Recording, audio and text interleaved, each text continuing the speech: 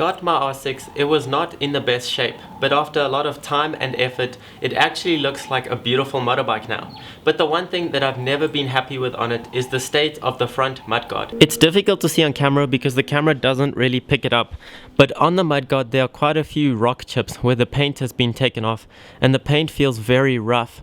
Obviously the mudguard is one of the first things that hits the road, so lots of rocks hit up and chip the paint. So on camera and from far it looks good, it looks fine, but up close I know that there are rock chips and that always upsets me. So one of my favorite pieces that I wrapped on the R1 was actually the front mudguard.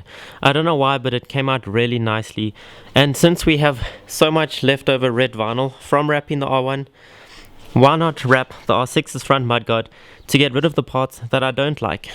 It was definitely one of the more intricate pieces to wrap. It was in quite a few pieces. We did this side, the back side behind the fork leg, so the joint is here which you can't really see. The top is a separate piece again, and because it's so round, the back actually has its own separate piece here. But once all the fairings are on, you can't even see that there's a separate piece here. And it came out looking really good. So besides the fact that it's going to take a lot of time, my only concern was that the color would match. And if you look here, it looks fairly close. But I think the only way that you'll actually be able to tell if it really is close enough is by wrapping it and having it on the bike. So let's quickly get the front mudguard off the R6 and then we can start thinking about wrapping it.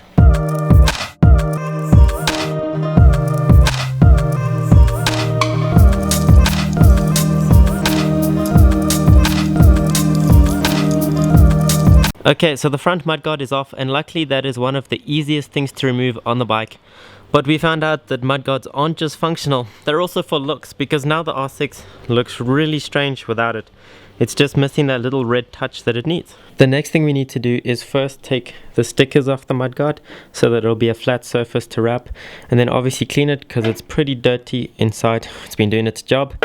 And then we have our usual wrap utensils. We have our Black & Decker heat gun, a squeegee, knifeless 3M tape, and our wrap prep spray to clean the surface.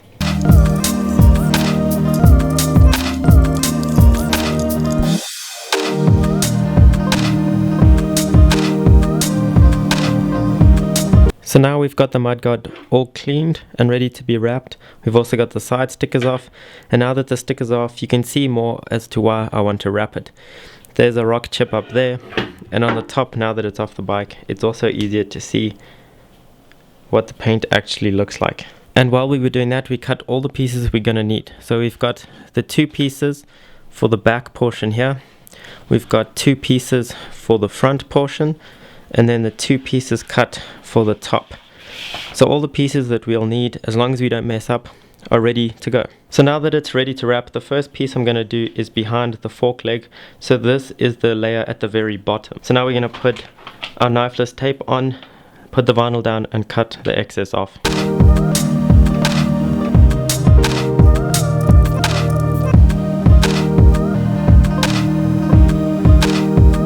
So this is what our knifeless tape looks like. We've got one strip following along here and then a separate one that comes down here. So this whole piece can be wrapped, then we pull the knifeless tape out and it cuts it perfectly to the shape, and it follows the body line, so when it's on the bike you shouldn't even be able to notice the seam.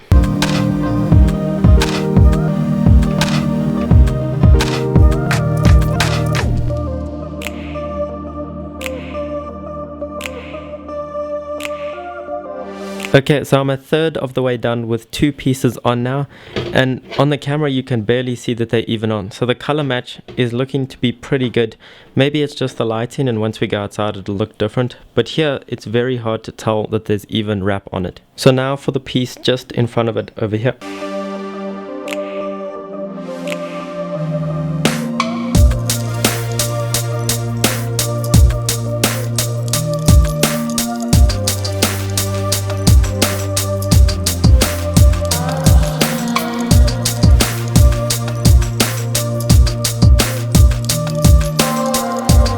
Okay, so we finished the sides and we're finally onto the home stretch of just doing the top.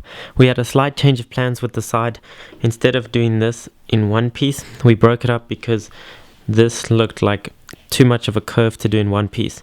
So we cut it along the body line here and did a piece, and the second piece at the top. And lastly, we've laid the knifeless tape for the back portion. So this is going to be hidden by the fairings so that it's easier to do the top if it's in two pieces. If it's in one piece, this is just too curved. So if we cut it here, you'll never see it, and it should be easier to do.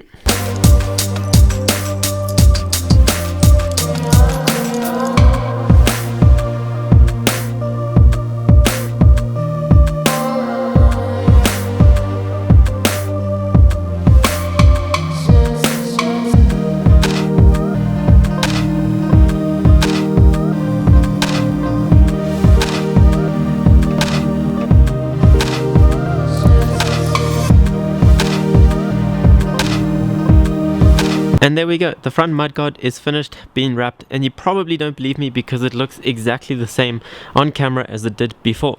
But you're gonna have to take my word for it. We didn't just recycle old wrapping footage, I actually did wrap it. And now all of the stone chips are covered up and it looks really good like this, if not even better than the R1's one. So now we're gonna put it back on the bike and then go somewhere and see what it looks like when it's on the bike.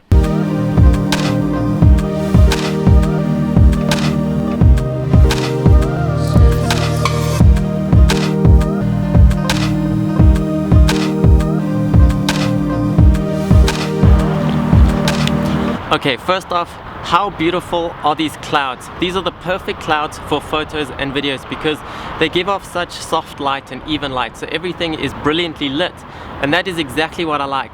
However, these clouds do mean that the colder weather is starting to come here in South Africa, but luckily for us that doesn't really mean less riding. And secondly, that is what the mudguard looks like after it has been wrapped. And after I rewatched the footage, I realized you probably can't even see that it has been wrapped. But that is a good thing because I wanted the color to match, and in the beginning I thought it might not. So like this, it doesn't look silly and it blends in perfectly as it did before. So the main reason that I wrapped my mudguard was to cover up the imperfections, all the stone chips. But another reason that I wrapped it was so that I could see what it was like living with a wrap on your bike. I did wrap the R1 and it came out really nicely, but now it is up for sale. So I'm never gonna live with the wrap to see how it is to wash it, how it lasts on the road on a bike at higher speeds with lots of wind, with stones being thrown up at it. And like this, I'll get to experience it for myself. But even after wrapping the R1, I don't want a whole bike wrapped for myself, but a little piece like the mudguard is perfect. That is just enough to give me an idea of what it will be like. This is what it looks like with the whole bike, and the reds don't look that different. From the seats to the R6 logo to the mudguard, it looks pretty much how it did before. And up close, you can't see that there's a seam here. There's a seam here. The one at the very back is also hidden. I can't even find it now because it's so far back. And overall, I'm happy with the job that I did. The bolt holes were actually the best that I've ever done. The others on the R1 always came out kind of funny. And so far, it's doing well. I've even washed it once and it still looks just as good. I've ridden with it 2 or 3 times now and I'm happy with it. The only thing I still want to try with it is polishing to see what it feels like after that and see if it actually protects it at all. But anyway, that was a pretty fun and easy way to make the R6 look better and help me sleep better at night. So thank you for watching. If there's anything else you think that we should wrap on the R6, let me know down in the comment. And if you enjoyed watching me wrap, don't forget to hit that like button. Thank you so much for watching and I'll catch you in the next video.